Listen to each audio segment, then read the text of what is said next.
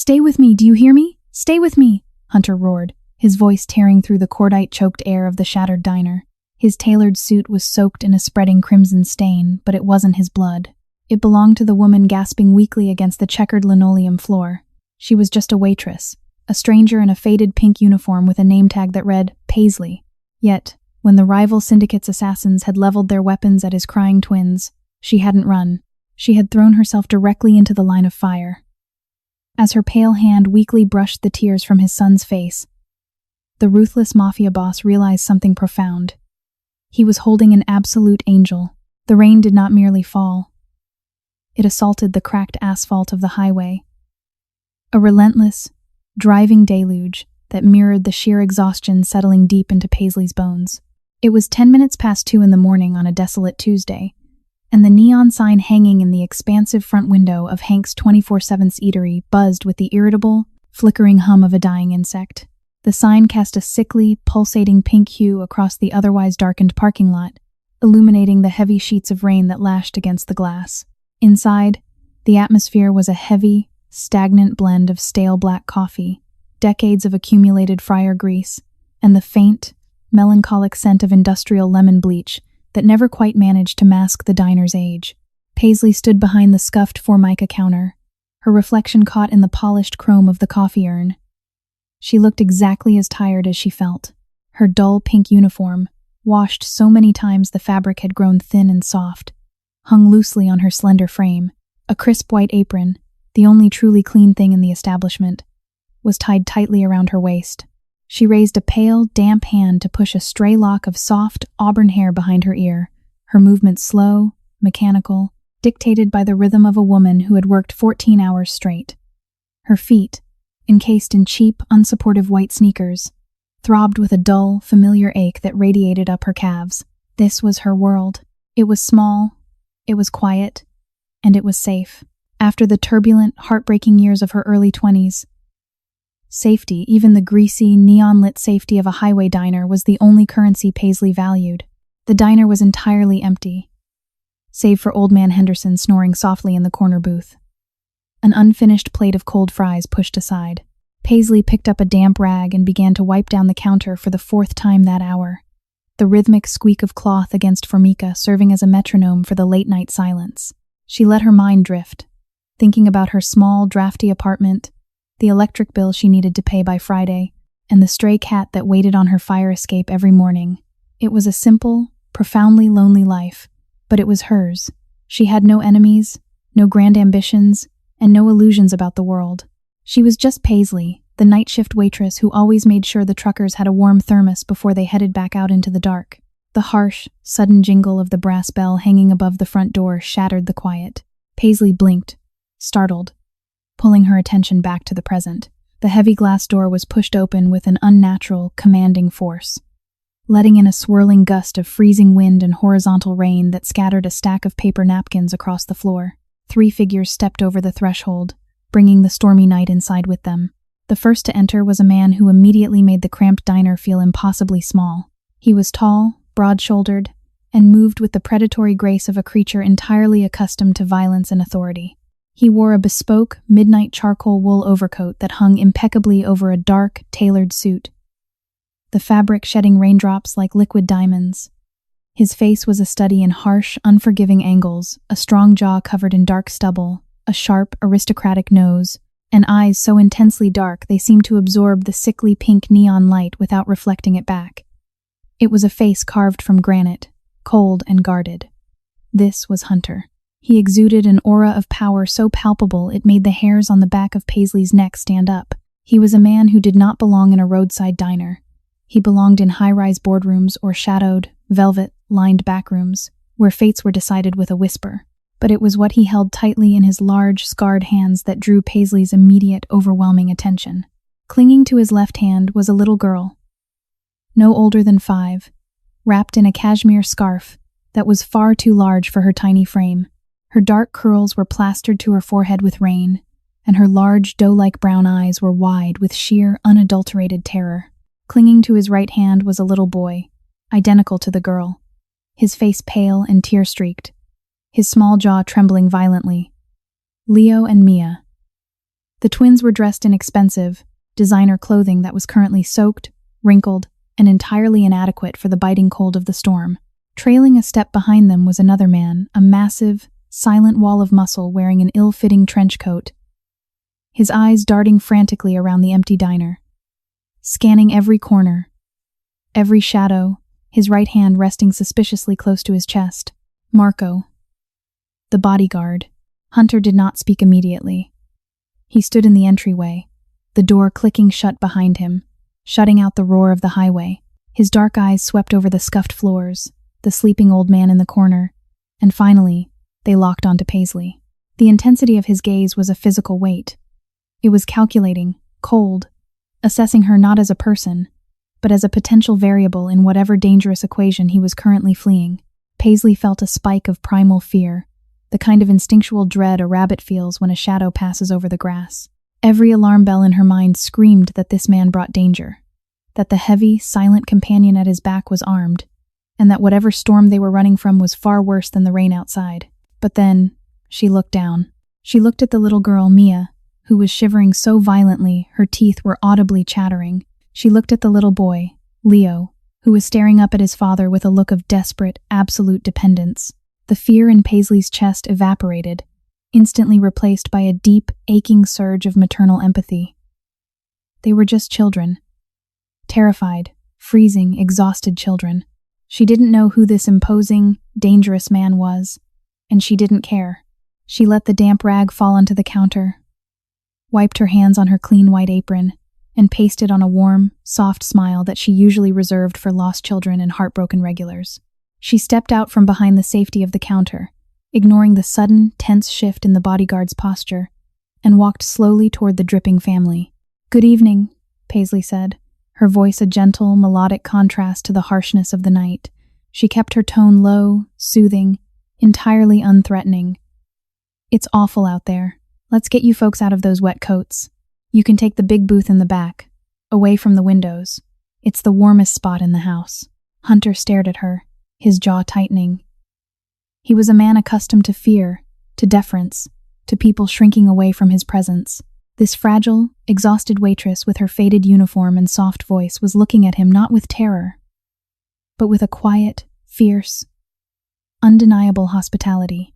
He hesitated, his grip on his children's hands tightening fractionally, his mind racing with paranoia. But Mia whimpered, burying her cold face against his heavy wool coat. Hunter's cold eyes softened for a fraction of a second, revealing a flash of desperate, terrified fatherhood beneath the mob boss exterior. He gave Paisley a single, curt nod. "The back booth," he rumbled, his voice deep, gravelly, and tight with unspeakable tension. "Lead the way." The back booth of the diner was nestled tightly in a corner, shielded from the large front windows by a partition topped with dusty, artificial ferns. It was isolated, defensible, and wrapped in the faint, comforting warmth radiating from the nearby kitchen vents. Hunter slid into the worn red leather seat first, pulling Leo in beside him, keeping his son pinned securely against the wall. He then lifted Mia with surprising gentleness, placing her on the opposite side before gesturing sharply for Marco to take the outside edge. The massive bodyguard remained standing, his back to the wall, his eyes continuously sweeping the diner's entrance and the rain-streaked windows, his posture rigid with coiled, lethal tension. Paisley approached the table carrying a stack of thick, clean towels she had pulled straight from the warming dryer in the back room. She didn't ask permission. She simply moved with quiet, unassuming authority. "Here," she said softly, draping a warm towel over Mia's trembling shoulders. The little girl flinched initially, her large eyes darting to her father. But as the heat seeped into her freezing skin, she let out a long, shaky breath and grabbed the edges of the white cotton. Paisley moved to Leo, gently wrapping another towel around him. "Dry your hair, sweetheart, or you'll catch a terrible cold." Hunter watched her every movement with the hypervigilance of a hunted predator. He tracked her hands, her eyes, the rhythm of her breathing. In his world, kindness was never free. It was a currency, a manipulation, a prelude to a blade in the back. He analyzed this woman, searching for the telltale signs of deceit, the nervous sweat of an informant, the lingering glance of an assassin. But he found nothing. He saw only a worn, tired woman with chipped fingernails and a genuine, aching concern for his children. It confused him. It unnerved him. "Coffee," Hunter ordered, his voice flat, demanding, lacking any polite pretense. "Black. And whatever you have that's hot for them." Now, Paisley didn't flinch at his tone. She had dealt with angry, demanding men before. She simply nodded, offering a gentle smile to the twins. "I have hot chocolate. Real cocoa, not the powder stuff. And I can make the best chocolate chip pancakes in the state." "How does that sound?" Leo looked down at the table, picking nervously at a tear in the leather. Mia, however, peeked out from beneath her towel, her dark eyes locking onto Paisley. With a smiley face, she whispered, her voice rough from crying. The sheer innocence of the request nearly broke Paisley's heart. With a giant smiley face, Paisley promised, her voice thick with emotion, and whipped cream hair. She turned and walked back to the kitchen. Hunter watched her walk away, his mind a chaotic whirlwind. Only hours ago, his secure compound had been breached. The rival Moretti family had broken the long-standing truce, striking at the one thing Hunter valued above his empire, his wealth, and his own life, his twins. They had barely escaped the ambush, his head of security dead on the driveway, his own hands stained with the blood of the men he had killed to clear a path to the SUV. He was paranoid, exhausted, and running on pure, toxic adrenaline. He trusted no one, yet, watching this frail waitress pour hot milk into thick ceramic mugs, he felt an agonizingly brief, dangerous flicker of peace. 10 minutes later, Paisley returned. The smell of rich cocoa and sizzling butter preceded her. She carried a heavy tray laden with 2 massive mugs overflowing with marshmallows, 2 steaming plates of golden brown pancakes adorned with intricate chocolate chip smiles and absurd mountains of whipped cream, and a plain white mug of pitch-black coffee for Hunter. She set the plates down gently before the children. For the first time all night, Leo's shoulders dropped. A small, genuine, breathless sound of delight escaped Mia's lips as she grabbed a fork. Paisley placed the coffee in front of Hunter. He didn't look at the mug. He looked at her, up close, beneath the harsh overhead lighting. He could see the fine lines of exhaustion around her eyes, the faint, translucent pale of her skin, the way her hands trembled slightly from carrying the heavy tray. "Thank you," Hunter said. The words tasted foreign on his tongue. He rarely thanked anyone. It was usually understood that people did things for him out of fear or greed. "You're welcome," Paisley replied softly, pulling a small notepad from her apron. She hesitated for a fraction of a second, her eyes drifting from the dark, imposing man to the children happily devouring their food. You look like you've had a terrible night. If you need to stay here until the storm passes, no one will bother you. I'm the only one working until 6. Hunter's jaw clenched. She had no idea. She was looking at him with pity, of all things. If she knew the blood on his hands, the bodies he had left behind to secure the safety of this booth, she would run screaming into the rain. "We won't be staying long," Hunter said, his voice dropping to a low, dangerous rumble. A subtle warning for her to keep her distance, to not get involved. "Just passing through." "Okay," Paisley said, stepping back, giving them space.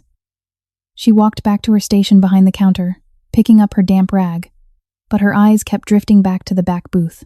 She watched the way the terrifying, stone-faced man reached out with a surprisingly gentle hand to wipe a smear of chocolate from his daughter's cheek. She saw the way his eyes constantly flicked toward the windows, tracking the headlights of the rare cars passing on the wet highway.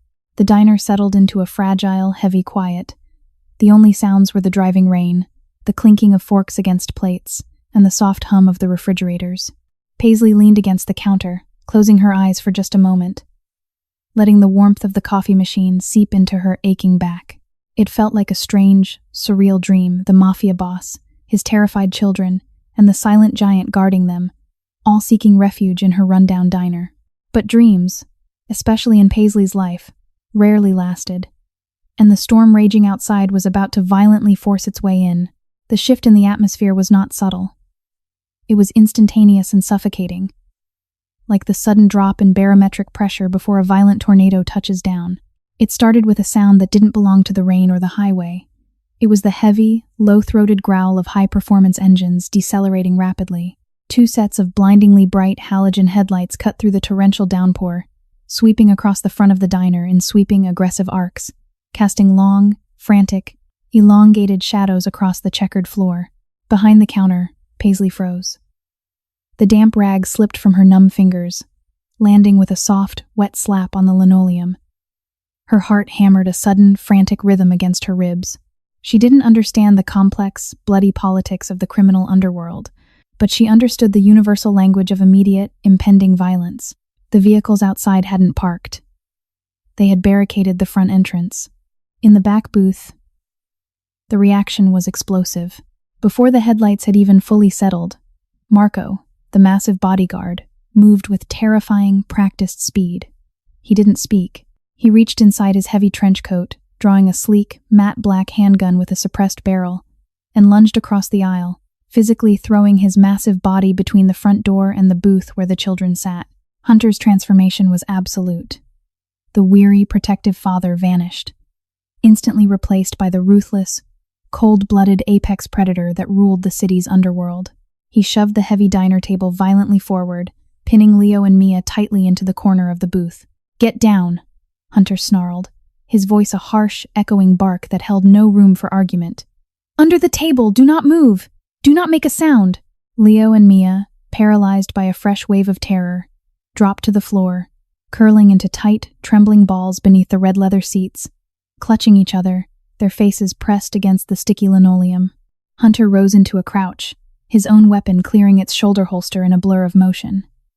His dark eyes were wide, cold, and calculating, tracking the figures emerging from the black SUVs outside. There were 4 of them. They moved with tactical precision, wearing dark tactical gear, their faces obscured by rain and shadow, carrying compact, lethal submachine guns. The Moretti hitmen. They had tracked his vehicle. They had found them. "Marco," Hunter hissed over the sound of the rain, his gun leveled at the front door. "Choke point. Don't let them fan out." "Understood, boss," Marco grunted, using a thick structural pillar as cover. Paisley was still standing behind the counter, completely exposed. A deer caught in the headlights of an oncoming train. Her mind simply refused to process the reality of the situation. Men with guns were standing outside her diner. The terrifying man in the back booth was holding a gun. The silence inside the diner was thick, heavy, stretching until it felt like it would snap. And then, the world exploded. The front door didn't just open. It was kicked violently off its hinges, the heavy glass shattering inward in a spectacular, glittering wave of lethal shrapnel. The sound of the initial gunfire was deafening, a chaotic, overlapping roar of automatic fire that ripped through the fragile tranquility of the diner like a chainsaw through silk. The front windows completely disintegrated, raining jagged shards of glass over the empty booths. The sickly pink neon sign sparked, sputtered, and died, plunging the front half of the diner into harsh, strobe-like flashes of muzzle fire. The air instantly filled with the acrid, choking smell of cordite, burning ozone, and pulverizing drywall. Marco opened fire, his suppressed weapon making sharp, metallic thwips that were drowned out by the thunder of the attackers. He hit the first man through the chest, dropping him instantly in the doorway. But the remaining 3 poured inside, spreading out with lethal efficiency. Bullets tore through the diner with indiscriminate fury. The coffee urn next to Paisley exploded in a geyser of scalding black liquid and twisted metal, raining hot coffee over her arm. A spray of rounds pulverized the rotating pie display, sending a thick, sticky cloud of glass and cherry filling across the floor. "Paisley, get down." It was Hunter. His voice cut through the chaos, harsh and urgent. He was firing methodically, double-tapping his targets, his face a mask of concentrated fury. Paisley finally moved. Instinct, raw and desperate, took over. She threw herself flat behind the counter, covering her head with her arms, pressing her face against the cold, greasy tiles, trembling so violently she felt she might shake apart. The noise was absolute, physical agony. It wasn't just loud, it vibrated in her teeth, in her bones. She could hear the distinct, terrifying sounds of destruction, wood splintering, leather tearing, glass crushing under heavy combat boots. From her vantage point beneath the counter, she could see the legs of the hitmen advancing. She could hear Marco grunting in pain as a bullet caught him in the thigh, the heavy man falling heavily against a booth. Hunter was pinned. He was laying down suppressive fire, but he was trapped behind the wooden partition, unable to move forward without exposing himself. desperately trying to keep the firing line away from the table where his children cowered. "Flank him!" one of the hitmen yelled, his voice muffled by a tactical mask. "Get around the right side. Take out the kids." The words cut through the deafening roar of gunfire and hit Paisley with the force of a physical blow. "Take out the kids." She opened her eyes, peering through the gap between the counter and the floor. Through the swirling dust and smoke, she saw a pair of heavy black boots moving rapidly down the right aisle, away from Hunter's line of sight, heading directly toward the exposed side of the back booth. She looked past the boots. Beneath the table, bathed in the faint, flashing light of the gunfire, she saw Mia's face. The little girl was screaming, though the sound was entirely drowned out by the guns. Her small hands clamped over her ears, tears streaming down her pale, terrified face. In that single, crystalline moment, the universe slowed to an agonizing crawl. The fear that had paralyzed Paisley completely vanished. The instinct for self-preservation evaporated. She didn't see a mob boss's children.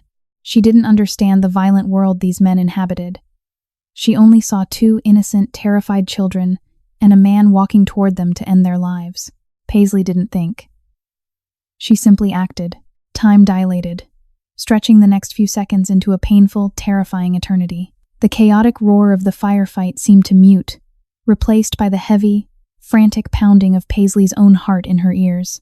She pushed herself up from the greasy tiles behind the counter, her knees screaming in protest, her hands slipping on spilled, scalding coffee. Across the diner, Hunter was locked in a deadly exchange with two of the hitmen, his weapon flashing in the dim, smoke-filled air, completely blind to the third man who had successfully flanked his position. Marco, bleeding heavily from his leg, was struggling to rise, his weapon empty. The flanking hitman moved with chilling, methodical purpose. He reached the end of the aisle, clearing the partition. He raised his compact submachine gun, leveling the matte black barrel directly at the space beneath the table where Leo and Mia huddled together. He didn't hesitate. He didn't gloat. He was a professional, executing a contract, and his finger began to tighten on the trigger. Paisley launched herself. She didn't have a weapon. She didn't have training. She had only her thin, fragile body and a fierce, instinctual desperation that superseded all logic. She scrambled over the edge of the counter, her white sneakers scrambling for purchase on the glass-strewn floor. She threw herself across the open aisle, a blur of faded pink uniform and a bright white apron, putting herself directly in the open space between the barrel of the assassin's gun and the cowering children. Hunter, turning slightly to reload, caught the movement out of the corner of his eye. His breath hitched in his throat. He saw the waitress, the quiet woman who had gently wiped chocolate from his daughter's face, throwing herself recklessly into the crossfire. "No!" Hunter roared, a sound of absolute, raw horror tearing from his chest, his voice cracking. He raised his weapon, desperately trying to acquire the target, but he was a fraction of a second too late. The hitman's gun fired. The sound was a sharp, brutal crack that seemed to rip the air apart. Paisley felt the impact before she heard the shot. It wasn't like the movies. There was no clean puncture, no dramatic fall. It felt as though she had been struck squarely in the chest by a freight train moving at full speed. The sheer kinetic force of the heavy-caliber bullet lifted her entirely off her feet, snapping her head back violently. The air was driven from her lungs in a sharp, agonizing gasp, a blossoming, explosive pain, hot and entirely overwhelming, radiated from her right shoulder, just inches below her collarbone. The bullet tore through muscle, shattered bone, and exited through her back, painting the wall behind the booth in a brutal, abstract spray of crimson. She fell. She didn't collapse gracefully. She dropped like a puppet with its strings brutally severed, crashing heavily onto the checkered floor, her body sliding to a halt directly beneath the table, right next to the trembling twins. The impact of her fall seemed to break the temporary suspension of time. The chaos rushed back in, deafening and violent. Hunter didn't freeze. The sight of the innocent woman taking the bullet meant for his children triggered a level of cold, absolute rage that he had never experienced in his life. He stepped out from behind his cover, ignoring the incoming fire entirely, his focus locked onto the man who had pulled the trigger. He didn't fire rapidly. He fired with terrifying, cold precision. 2 shots. One to the hitman's chest, dropping his aim, and the second directly between his eyes, snapping his head back and dropping him instantly to the floor. Marco, fueled by pure adrenaline and loyalty, roared, pushing himself up and emptying a fresh magazine into the remaining two attackers, catching them both in a brutal crossfire with Hunter. Within 10 seconds, the firefight was over. The heavy, suffocating silence slammed back into the diner, broken only by the sound of the rain pouring through the shattered front windows, the hiss of the broken coffee machine, and the harsh, ragged, bubbling sound of someone fighting for breath. Hunter dropped his empty weapon, the metal clattering loudly on the floor. He didn't check the bodies. He didn't check the perimeter. He scrambled wildly over the shattered glass and splintered wood, dropping to his knees beside the back booth. He slid under the table. Paisley was lying on her back. Her eyes were wide, dilated with shock, staring unblinkingly up at the bottom of the table. Her faded pink uniform was rapidly turning a slick, terrifying shade of dark, wet crimson. Her chest heaved frantically, pulling in shallow, desperate breaths that rattled wetly in her throat. Beside her, Leo and Mia were screaming, their small hands covered in the blood that was pooling rapidly on the floor. Hunter's large, calloused hands hovered over her for a second, trembling violently. He, a man who had orchestrated violence and witnessed death 100 times, felt completely, terrifyingly helpless. He ripped his ruined, blood-soaked suit jacket off, wadding it up, and pressed it brutally hard against the ragged exit wound on her shoulder. Paisley gasped, a sharp, terrible sound of agony, her spine arching off the floor. Her eyes darted wildly, finally locking onto Hunter's face. The kids, she choked out, her voice barely a whisper, blood bubbling at the corner of her pale lips. She didn't ask about her own wound. She didn't ask if she was dying. Her eyes frantically searched the shadows beneath the table. "They're safe," Hunter said, his voice cracking, thick with an emotion he couldn't name. He leaned over her, his hands pressing down with all his weight, feeling the slick, warm blood seeping through his fingers. "They're safe. Because of you. They're safe. Look at me. Keep looking at me." Paisley's eyes fluttered, the bright pink neon light from outside casting harsh, surreal shadows across her rapidly paling face. Her breathing was becoming shallower, her skin turning an awful, translucent gray. "Why?" Hunter demanded, his voice dropping to a desperate, ragged whisper. He couldn't understand it. It violated every rule of his brutal, selfish world. "You don't know them. You don't know me." "Why did you do that?"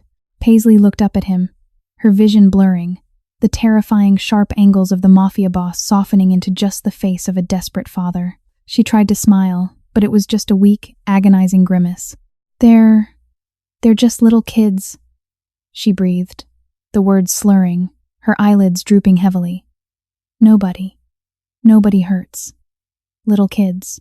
Her head lolled to the side, her eyes rolling back, the tension abruptly draining from her fragile body. She went completely, terrifyingly limp. "No, stay with me. Do you hear me? Stay with me," Hunter roared, his voice tearing through the cordite-choked air. But Paisley didn't answer. The waitress had slipped into the dark. The diner felt like a tomb. The air was thick with the coppery stench of fresh blood, the pungent bite of gunpowder, and the cold, damp intrusion of the storm. Hunter remained kneeling in the rapidly expanding pool of crimson on the checkered floor, his hands still pressing the ruined, blood-soaked jacket against Paisley's lifeless shoulder. The silence was absolute, save for the frantic, muffled sobbing of his children curled tightly against the back wall of the booth. For 10 agonizing seconds, Hunter simply stared down at the pale, still face of the woman beneath him. His mind, usually a brilliant, tactical machine, was completely paralyzed by the sheer, unadulterated reality of what had just occurred. A civilian, a minimum-wage waitress working the graveyard shift in a dilapidated highway diner. She had thrown herself onto a bullet meant for his blood. It was an act of pure, selfless sacrifice that utterly shattered the cynical, violent foundation upon which he had built his entire empire. In his world, loyalty was bought, extorted, or beaten into men. Nobody gave their life for free.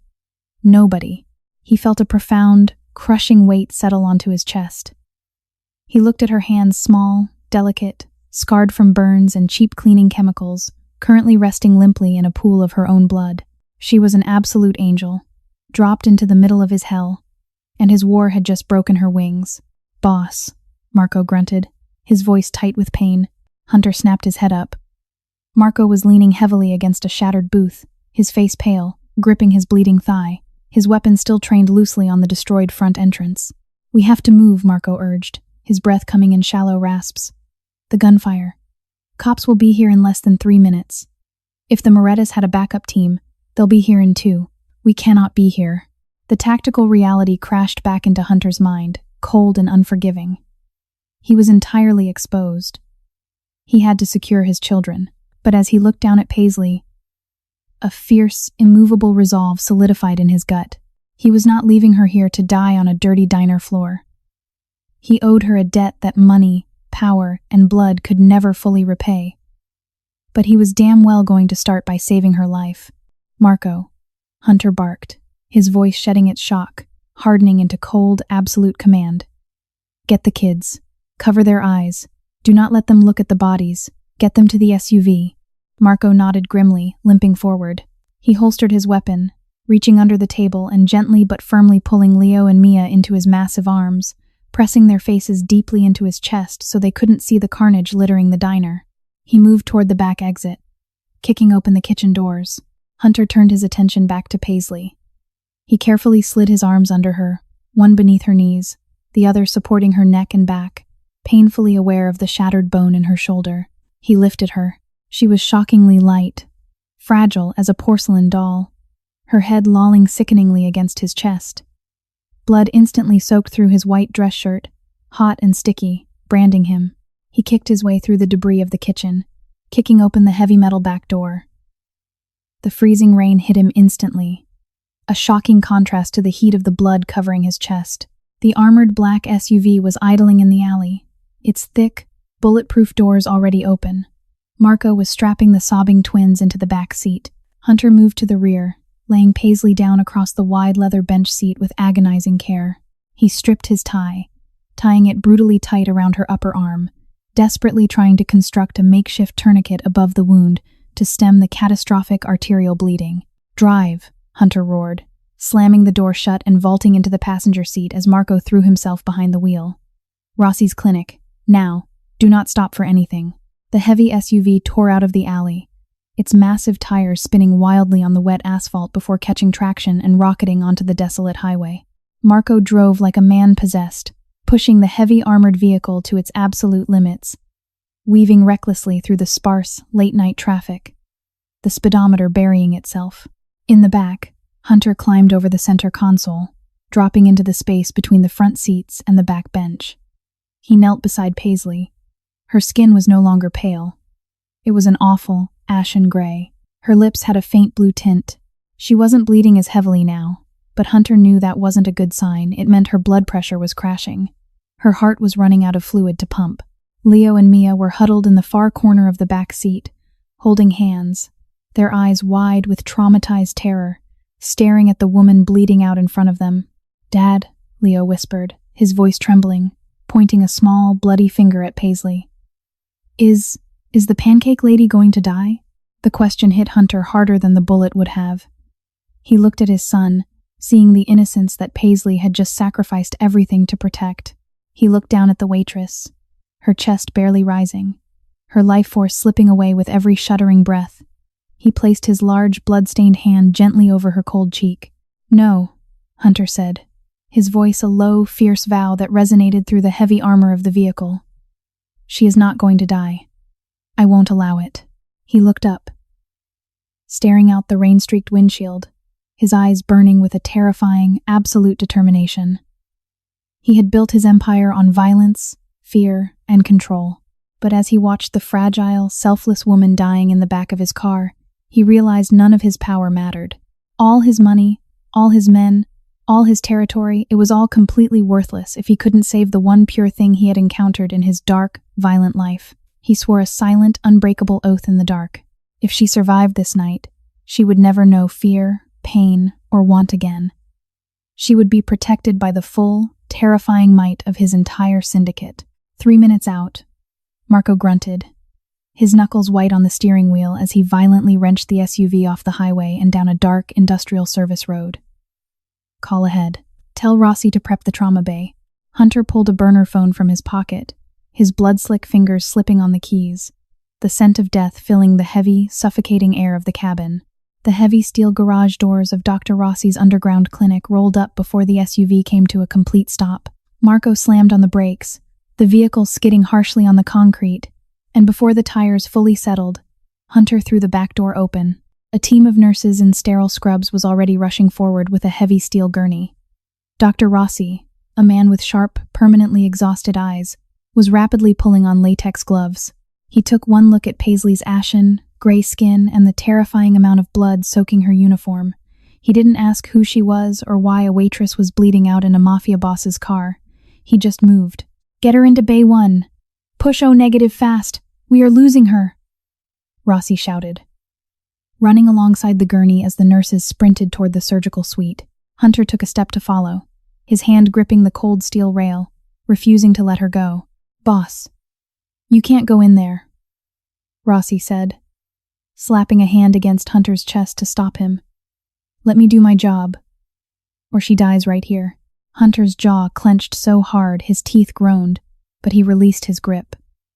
The heavy metal double doors swung shut behind the gurney, sealing Paisley away. The red in-surgery light flared ominously into the dim hallway. Hunter turned around, his adrenaline crashing, leaving behind a profound, bone-deep exhaustion. He looked at his hands, entirely coated in her drying, sticky blood. Walking slowly toward a small sink in the corner, he turned the freezing water on full blast and scrubbed violently at his skin. The stain remained, feeling like a heavy condemnation. He stared at his reflection in the mirror. He looked like the monster his enemies claimed he was. For years, he believed his fortress of money and guns made his family invincible. Tonight, that fortress had utterly failed. In the critical moment, it wasn't power that saved his twins. It was the purest act of selfless love from a stranger with absolutely nothing to gain. Hours bled into one another. Hunter paced the sterile hallway like a caged tiger, making silent, desperate bargains with whatever higher power existed to let this one good thing remain in his dark world. Finally, just as the first gray light of dawn seeped through the skylights, the red light above the doors snapped off. Dr. Rossi stepped out, his green scrubs saturated in dark blood. Hunter stopped pacing, the air leaving his lungs. "The bullet shattered the clavicle and tore the subclavian artery," Rossi said, rubbing his tired eyes before meeting Hunter's terrified gaze. "She lost an immense amount of blood. Her heart stopped twice on the table. But she's stubborn. We repaired the artery. If she makes it through the next 24 hours, she'll live." Hunter's knees physically gave out. He grabbed the wall, leaning heavily against the cold plaster as a profound wave of relief crashed over him. The angel had survived the fall. The slow, rhythmic, synthetic beep, beep, beep of the heart monitor was the first thing to pierce the heavy, suffocating darkness that had wrapped itself around Paisley's mind. It was a cold, unfamiliar sound, distant at first, but slowly growing louder, dragging her violently back toward consciousness. She tried to take a deep breath, but an immediate, blinding, white-hot agony flared across the entire right side of her chest, forcing her to choke off the inhale with a weak, pathetic whimper. It felt as though someone had driven a heavy, red-hot iron spike directly through her collarbone and left it there to burn. Her eyelids felt incredibly heavy, glued shut by exhaustion and heavy narcotics. She fought them, groaning softly, finally managing to force them open to a narrow slit. The light was dim, soft, and warm. A stark contrast to the harsh, flickering pink neon of the diner or the blinding white of a traditional hospital. She was staring at a beautifully ornate, molded ceiling painted in a soft cream color. The bed she was lying in was massive, the mattress incredibly soft, the sheets feeling like spun silk against her skin. She smelled lavender and clean linen, not stale grease and bleach. Confusion, thick and disorienting, washed over her. She tried to turn her head, but the movement sent another jagged spike of pain through her shoulder. She gasped, squeezing her eyes shut. "Don't move," a voice commanded. It was a deep, gravelly baritone, rough and incredibly close. The voice sent a shiver of terrifying memory down her spine. The diner, the rain, the man in the dark coat, the deafening roar of gunfire, the children. Paisley's eyes snapped open, fighting through the pain, forcing her head to turn slightly to the left. Sitting in a heavy leather armchair beside the bed, bathed in the soft glow of a bedside lamp, was Hunter. He looked completely different, yet exactly the same. The tailored suit was gone, replaced by a simple, dark cashmere sweater and dark trousers. He looked utterly exhausted. Dark, heavy circles underscored his intense eyes, and thick, dark stubble covered his jaw. He looked like a man who hadn't slept in days, but his posture was rigid, his gaze locked onto her with a terrifying, unblinking intensity. "You're in a secure room," Hunter said slowly, his voice low, measured, entirely devoid of threat, but thick with an emotion Paisley couldn't read. "You've been unconscious for 4 days. You were shot. Do you remember?" The memories flooded back in a chaotic, violent rush. The shattered glass. The little girl screaming under the table. The heavy black boots approaching. The decision to jump. The devastating, crushing impact. The twins, Paisley rasped, her throat incredibly dry, her voice sounding like crushed gravel. "Are they?" Hunter leaned forward, resting his elbows on his knees, intertwining his large hands. He stared at her, an expression of profound disbelief washing over his hard features. She had just woken up from a 4-day coma after taking a high-caliber round to the chest, and her first thought, her very first question, was about children she didn't even know. "They are perfectly safe," Hunter answered softly, the rough edges of his voice cracking slightly. "They are sleeping down the hall, not a single scratch on them." Paisley closed her eyes, letting out a long, trembling breath of pure relief. "Good. That's good." Silence stretched between them, heavy and pregnant. The only sound was the steady hum of the machines keeping her stable. Hunter watched her, his mind racing. He had spent the last 4 days sitting in this exact chair, watching her chest rise and fall, wrestling with a massive, paradigm-shifting realization. He had run extensive background checks. He had combed through every detail of her life. He found nothing but tragedy, debt, and lonely, hard work. There were no hidden agendas, no rival connections. She was exactly what she appeared to be. A kind, exhausted waitress. "I have a question for you, Paisley," Hunter said, leaning closer, his dark eyes searching her pale face, desperate for an answer that made sense in his violent world. "And I need you to be completely honest with me." Paisley opened her eyes, looking at the terrifying, powerful man. She was too weak to be afraid. She just nodded slightly. "Why?" Hunter asked, the word hanging heavily in the air between them. "I ran the numbers. I looked at the angles. You didn't know who I was. You didn't know those men were there to kill me. You didn't know those children. You had absolutely nothing to gain. So why? Why did you throw yourself in front of a loaded gun for strangers?" Paisley stared at him. She saw the deep lines of paranoia and stress etched into his face. She saw a man who had built walls so high and so thick that he couldn't comprehend a simple act of humanity. She felt a sudden, profound sadness for him.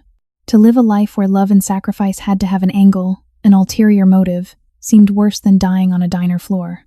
She took a shallow, painful breath. She didn't have a grand philosophical answer. "I didn't think about it," Paisley whispered, her voice weak but incredibly clear. "I just looked at her. I looked at Mia's face under that table. And she looked exactly how I felt when I was a little girl, hiding from the dark." A single tear slipped from the corner of her eye, tracking a hot path down her pale cheek. "I couldn't protect myself back then, but I could protect her. Nobody should have to feel that terrified." Nobody. Hunter sat perfectly still. He felt as though a sledgehammer had struck him squarely in the chest, shattering the thick, callous shell he had spent 20 years building around his heart. Her answer was so simple, so painfully pure. It devastated him. She hadn't acted out of bravery or a desire for reward. She had acted out of pure, unadulterated empathy. She had seen pain, and her immediate, instinctual reaction was to absorb it herself so someone else wouldn't have to. He slowly reached out. His large, scarred hand hovered over hers for a second, hesitating, before he gently, incredibly softly, wrapped his fingers around her small, fragile hand. Her skin was cool, but the pulse beating weakly beneath his thumb was the most beautiful thing he had ever felt. "You saved their lives," Hunter said, his voice dropping to a rough, emotional whisper he hadn't used in decades. He bowed his head, his forehead resting against the edge of the mattress, near her hand. You saved my entire world, and I swear to you, upon my life and everything I own, you will never have to hide from the dark ever again." Paisley looked down at the feared Mafia boss, his head bowed in a gesture of absolute, terrifying submission and profound gratitude. She didn't pull her hand away, despite the agonizing pain in her shoulder. For the first time in a very long time, she felt entirely, undeniably safe. 3 weeks passed. The transition was surreal and overwhelming for Paisley. She was not allowed to return to her drafty apartment or the diner. Instead, she found herself an enforced, albeit incredibly pampered, guest within Hunter's heavily fortified private estate nestled in the secluded hills. It was a fortress disguised as a palace, ringed with high stone walls and armed guards. Yet, inside the mansion, it was entirely peaceful. Paisley sat in a plush velvet wheelchair on the sunny stone terrace, a soft silk robe draped over her shoulders to accommodate her medical sling. "Paisley, look!" Mia sprinted across the terrace, her dark curls bouncing, clutching a wildly disorganized bouquet of hand-picked flowers. Leo trailed closely behind, carrying a large piece of construction paper covered in bright crayon drawings. The twins had become her constant shadows. "These are for you," Mia announced proudly, gently placing the chaotic bouquet in Paisley's lap. "Because you're the bravest lady in the world." Paisley laughed, a light, musical sound that had been entirely absent from her life before. "They are incredibly beautiful, Mia. Thank you." Leo stepped forward shyly and held out the drawing. "I drew us," he mumbled. "Me, Mia, Dad, and you. Because you're our angel." The drawing showed 4 stick figures, with the one in the center wearing a pink dress and massive golden crayon wings. Tears pricked Paisley's eyes. She pulled Leo into a gentle, one-armed hug. "I love it, Leo. I'm putting it right on the fridge." From the shadows of his study, Hunter watched. He saw his traumatized children laughing freely again.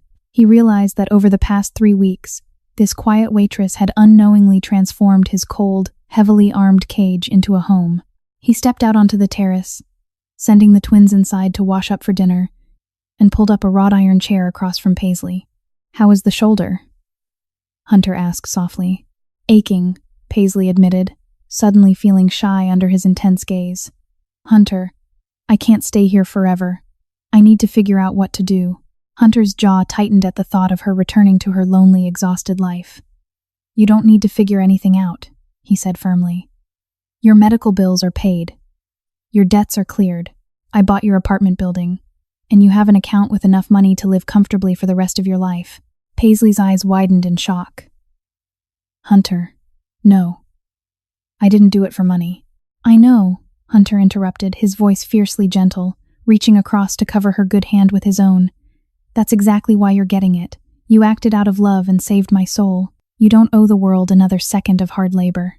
He paused, stripping away his armor to reveal the vulnerable man beneath. "I spent my life building an empire of fear to protect my family. But sitting in that hospital, I realized a fortress built on fear is still just a prison. You brought light into this house. I'm a dangerous man, Paisley, and I have no right to ask this of you. But I don't want you to leave. This house is entirely empty without you in it." The wind blew softly across the terrace. Paisley looked into his eyes, seeing the deeply protective father who adored his children and the man who had sat terrified by her bedside. She turned her hand over, gently weaving her fingers through his. "I'm not afraid of the dark, Hunter," Paisley whispered, a soft, beautiful smile touching her lips. "I'm used to working the night shift." 6 months later, the heavy, oppressive heat of the summer had finally broken, replaced by the crisp, golden chill of early autumn. The private estate was ablaze with color, the ancient oak trees shedding leaves of burnt orange and deep crimson across the sweeping manicured lawns. Hunter sat behind the massive mahogany desk in his private study, the heavy oak doors shut tight against the rest of the house. He was reviewing a series of heavily encrypted documents, his face a mask of cold, calculating concentration. The final pieces of the puzzle were falling into place. The Moretti family, the syndicate that had ordered the hit at the diner 6 months ago, was entirely, systematically dismantled. Hunter hadn't rushed his revenge. He hadn't acted in blind, chaotic fury. He had acted with the cold, precise, devastating efficiency of a surgeon removing a cancer. He had severed their supply lines, bought out their politicians, and quietly, ruthlessly eliminated their leadership one by one, until the entire organization simply collapsed into dust. He had done it all in the shadows, ensuring that not a single drop of blood, not a whisper of danger, ever breached the walls of his estate. He closed the file, locking it securely in the heavy iron safe behind his desk. The war was over. The threat was neutralized. His family was entirely, unconditionally safe. He leaned back in his leather chair, rubbing his eyes. He felt a strange, profound shift within himself. The paranoia, the constant, simmering rage that had fueled him for 20 years, was gone. It had been slowly, irrevocably replaced by a deep, stabilizing peace. A soft, rhythmic knock on the heavy oak door pulled him from his thoughts. "Come in," Hunter called out, his voice instantly losing its hard edge. The door opened. Paisley stepped into the study. She took his breath away, just as she did every single time she walked into a room. The faded pink uniform was a ghost of the past. She wore a simple, elegant, cream-colored cashmere sweater and dark jeans, her auburn hair falling softly around her shoulders. The sling was gone, replaced by a faint, silver scar that she wore not as a deformity, but as a profound badge of honor. She moved with a quiet, undeniable grace, no longer the exhausted, fearful waitress, but a woman who had found her absolute, unshakable center. "You've been in here for 3 hours," Paisley said, her tone teasing, but her eyes warm and perceptive. She walked around the massive desk, stopping right beside his chair. "You promised the twins you would help them carve pumpkins before dinner." Hunter reached out, wrapping his arm around her waist, pulling her gently onto his lap. She gasped softly, laughing as she settled against his chest, wrapping her arms around his neck. He buried his face in her hair, inhaling the scent of lavender and vanilla, feeling the steady, strong beat of her heart against his chest. "I'm done," Hunter murmured, pressing a soft kiss to her jaw. "The paperwork is finished. Everything is secure." Paisley leaned back, looking deep into his dark eyes. She knew what he meant. She didn't ask questions about his business, but she understood the heavy burden he carried to keep them safe. She raised her hand, her thumb gently tracing the harsh line of his jaw. "Are you okay?" she asked softly. Hunter looked at her, truly looked at her. He saw the woman who had violently, beautifully derailed his entire tragic trajectory. He saw the mother his children adored. The woman who had taught a ruthless mob boss how to love without conditions, without fear. "I am exactly where I am supposed to be," Hunter answered, his voice thick with a profound, overwhelming gratitude. He stood up, keeping his arms securely around her, lifting her effortlessly as he walked toward the French doors leading to the gardens. He kicked them open, stepping out into the crisp autumn air. Down on the lawn, near the edge of the sprawling patio, Marco was standing guard. He was no longer the tense, terrifying enforcer. He was currently attempting, and failing miserably, to teach Leo how to throw a football. His deep laughter echoing across the grass. Mia was sitting on a blanket nearby, meticulously sorting through a massive pile of bright orange pumpkins, bossing everyone around with absolute authority. It was a picture of chaotic, vibrant, entirely perfect life. Hunter set Paisley down on her feet, keeping one arm securely wrapped around her waist, pulling her flush against his side. He watched his children laugh. He felt the warmth of the woman leaning against him. He looked back at the massive, heavily fortified stone walls surrounding the estate. They were no longer a prison designed to keep his enemies out. They were a sanctuary, a sacred, impenetrable garden designed to protect the fragile, beautiful angel who had chosen to stay with him in the dark. Paisley leaned her head against his shoulder, her hand resting over his heart. She watched the twins playing, feeling a deep, overwhelming sense of rightness settle into her bones. She had lost her quiet, lonely life in that diner, but she had gained an entire universe. "Come on," Paisley smiled, tugging on his hand. "Those pumpkins aren't going to carve themselves, boss." Hunter smiled, a full, bright, genuine smile that reached his eyes, entirely transforming the feared Mafia Don into just a man, deeply and irrevocably in love. "Lead the way, Angel," he whispered. Together, they walked down the stone steps toward the sunlight, leaving the shadows entirely behind. In a world ruled by shadows, fear, and ruthless ambition, it took the quiet, selfless courage of a stranger to prove that true strength isn't measured by the power to take a life, but by the willingness to save one. Paisley didn't just save Hunter's children. She resurrected the soul of a man who thought he had lost his humanity forever. proving that even in the darkest corners, angels still walk among us. If this dramatic journey of sacrifice, redemption, and unexpected love touched your heart, please take a moment to like this video, share it with your friends, and subscribe to our channel for more deeply emotional, cinematic stories that remind us of the power of the human spirit.